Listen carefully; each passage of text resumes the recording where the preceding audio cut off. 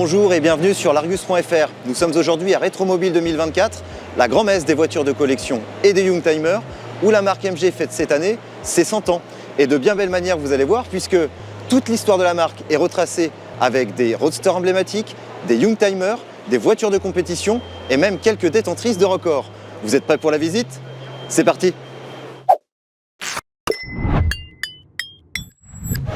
On commence avec la MG Old No. 1 de 1925, qui est la première voiture de sport commercialisée par la marque. Ce prototype, produit à un seul exemplaire, a remporté quelques courses locales autour de Londres en 1925 dans sa catégorie voiture légère et a lancé la lignée des MG de sport et de compétition. On continue avec de très jolis roadsters des années 30 à ce jour, et le plus ancien est à côté de moi. C'est une MG J2, une voiture de sport produite de 1932 à 1934, particulièrement performant pour l'époque. Au programme, un petit 4 cylindres de 847 cm3 développant 36 chevaux. Grâce à un poids plume de 650 kg, elle pouvait frôler les 130 km/h. La MG TC Midget est la première voiture lancée par MG après la Seconde Guerre mondiale. Elle a été produite de 1945 à 1950 et a connu un grand succès puisqu'elle était alors la voiture la plus vendue par la marque, avec 10 000 exemplaires écoulés. Sous le capot, un 4 cylindres de 1250 cm3, fort de 55 chevaux. On file dans les années 50-60 avec la MGA, un vrai best-seller pour MG, puisqu'elle s'est vendue à plus de 100 000 exemplaires entre 1955 et 1962. Elle a été équipée d'un 1,5 litre et d'un 1,6 litre, dont la puissance s'échelonnait entre 68 et 108 chevaux. Ses concurrents de l'époque, Triumph TR3, Jaguar XK 140 et autres Porsche 356. On fait un vrai bond dans le temps avec la MGB, qui a eu une carrière d'une longévité exceptionnelle, puisqu'elle a été commercialisée entre 1962 et 1980. Et pour rester dans le coup, elle a eu droit à 4 versions successives et était proposée à la fois en roadster et en coupé. En parlant de coupé justement, cette MGB GT en coupe transversale est celle qui a été présentée au Salon de Londres en 1965 lors du lancement du modèle. On peut admirer les détails de son moteur et également sa conception. Deux voitures à record sont présentes pour l'occasion. Voici le X181 que vous avez peut-être reconnu puisqu'elle figure sur l'affiche de cette 48e édition du salon Rétromobile. Ce bolide s'est offert le record du monde de vitesse à 2 reprises. D'abord le 23 août 1957 avec Stirling Moss à son volant et plus de 395 km/h. Puis le 3 octobre 1959 avec Phil Hill et 410,5 km/h. Il y a aussi le X135 de 1938 qui a eu droit à une foultitude de moteurs durant toute sa carrière. Elle a battu des records de vitesse dans des catégories allant de 350 à 1500 cm3 avant de prendre sa retraite en 1952. Les voitures de compétition sont elles aussi bien représentées. Dans la catégorie des modèles d'avant-guerre, on peut citer une K3 de 1933 qui a disputé plusieurs compétitions en Angleterre, une monoplace de compétition R-Type de 1935 et la TB River Fletcher de 1939, une voiture de course unique.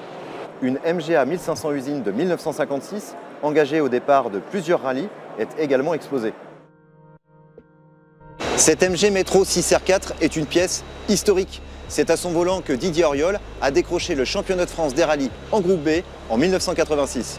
Cette petite boule de nerf à transmission intégrale était animée par un V6 Rover de 3 litres, développant la bagatelle de 410 chevaux. Pas mal pour une auto d'un peu plus d'une tonne.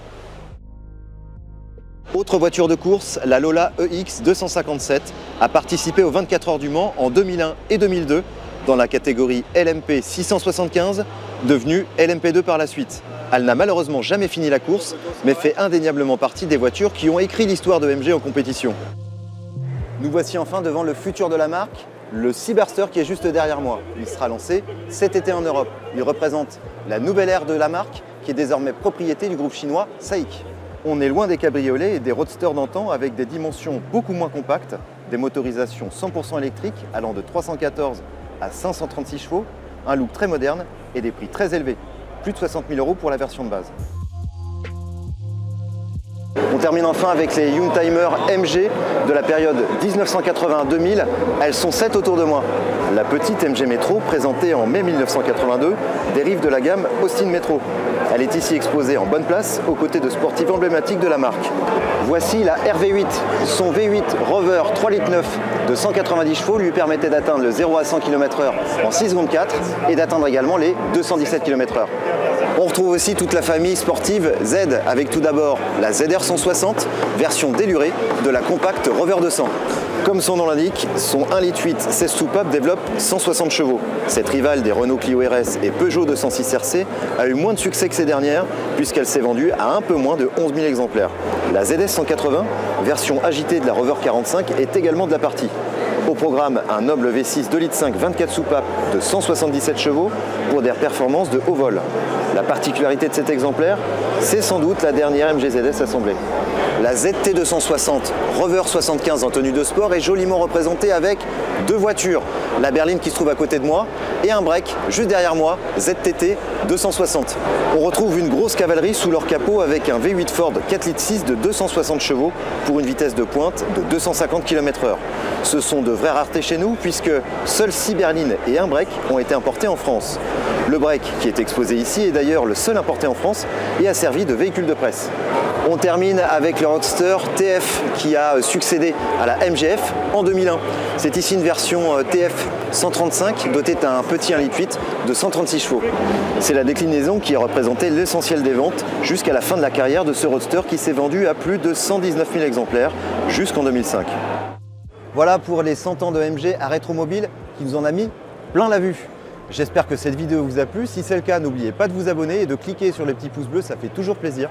Quant à moi, je vous dis à très bientôt pour une prochaine vidéo sur l'Argus.fr.